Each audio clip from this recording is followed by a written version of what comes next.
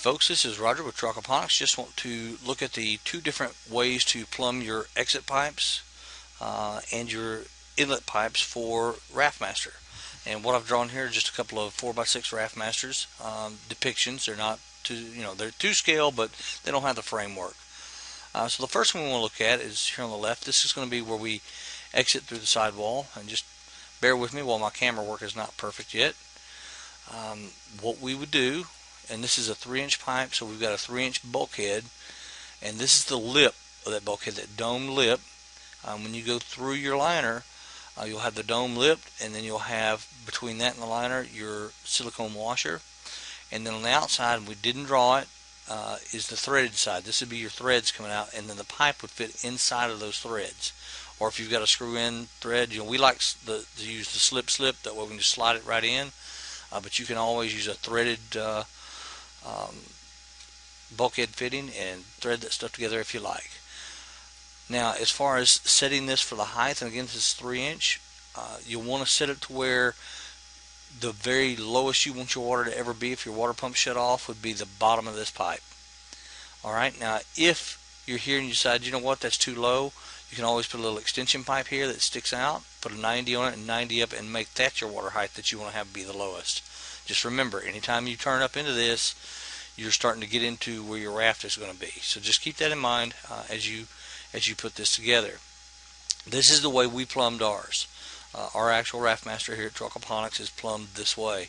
And we'll look at the inlets in just a few minutes. You back out and move over to the other one. This is the other way to plumb this. And I think this is actually preferred by most. You can see our bulkhead fitting in the bottom of the Raftmaster, and again, this is the dome side. Between that and the liner would be your silicone washer, and then on the bottom, the threads would hang down. This pipe would push into those threads or be threaded into, it depends on the bulkhead fitting you order. We like the slip again, so when you order those, make sure you get slip. That way this pipe that's on top just slips in from the top, and you can pull it out and drain the entire Raftmaster at any time. And that is why I think people like going through the bottom more than they do coming through the sides, because I can drain this thing down to just a couple of gallons, and it does so very quickly. So if you need to drain it to clean it out or anything that might be going on, you can do that. On the bottom, however, if you're sitting on the ground, you'll have to dig down into the ground, drop your pipe in, get your 90s. We suggest long radius 90s if you can find them for 3-inch pipe. They're very difficult to find. We don't even make them. We make a 2-inch max. So keep that in mind. Then we 90 over or 45 over or whatever the case may be, and go to our sump tank. Same thing with the other one. When you come out, you want to go straight to the sump tank and use as few turns as possible to keep that water flow up at a maximum. The one thing you've got to remember is from this point, wherever this point may be, you have to go downhill slightly for the water flow. If you're going flat, you're going to have issues with water flow. Obviously, if you're going uphill, you're also going to have issues. You're going to get too much back pressure, and that'll cause your Raftmaster to overflow and you'll lose water. So keep that in mind when you're doing it. Now, just to touch on the inlets right quick, there's a couple of ways to do it, and we'll just start on this bed right here. Let's get a good top view. Alright, you've got your outlet on this end. You want if you can, you want your inlet to be as far away from the outlet as possible. That way you get the maximum freshwater flow through the bed before it exits. Now, for some reason, you had to drop in right here by your outlet. Not a problem. Just go ahead and turn that, get it underwater, and then turn it again and make it circulate around your bed. Now, if you've got a very long bed, that's not going to work. And the reason is it'll go so far and then it'll lose momentum and turn and come right back, and you'll end up with a stagnant into your bed. So you don't want that. You'll want to go ahead and go through the extra effort to put your inlet pipes on one end and your exit pipes on the other end. Now, with the larger builds, you're going to have to use more inlets and more outlets to get enough water flow to keep things flowing. So keep that in mind. These smaller builds are easier in that one outlet, one inlet takes care of you. Now, also on your inlet pipe, always have a valve on it. All right, that way you can control your water flow. So if you got too much water flow, you can slow it down so you don't overflow. Or if you need to shut that bed down for whatever reason, let's say freak accident happens and something knocks a hole in your liner, you can shut it down, repair your liner, replace your liner, whatever, and then bring it back online. Now, if you order the UltraScrim FGC from us and you get a hole in your liner, we actually have a food grade sealing tape that will fix your holes. Now, it's not going to fix a massive hole, but size of a pencil, size of a finger, or something like that, it certainly fixes that with no problem.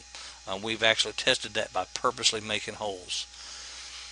Alright, on this other design for your water inlet, let me just turn around here so you can see it better.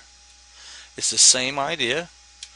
If your outlet's over here, or let's say it was on this wall, you'd want your inlet to be on the far end, so the water would come in here. Now, you can certainly do your inlet through the side if you want to, and that keeps it out of the way of your rafts and everything else. If you do, let's say you use a 3/4 or a 1-inch inlet, you just need a bulkhead fitting that's installed the same way as the outlet, and then make sure you're valved. That way you can shut that water off or control that water flow so it's not too much. I hope this helps. Let's go look at one more thing on this one that the piping goes out to the bottom. You can do this if it's sitting on the ground. I'm sorry about my camera work again. I'm still getting used to this. If it's not sitting on the ground, let's say you want it off the ground, so you had a platform built.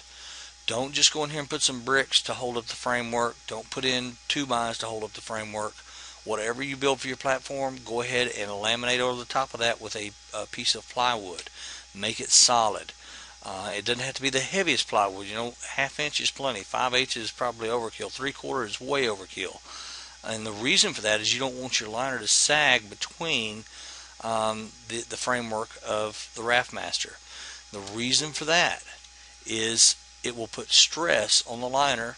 Not necessarily if you're using the FGC from us, it's probably not going to rip it, but what will happen is the clips along the top that hold that liner to the Raftmaster frame in time will pop off, and when that happens, you lose all your water out of the Raftmaster, and your water starts pumping out of your system. So you could lose, depending on the size of your system, literally thousands of gallons in just a couple of hours, which can be very detrimental.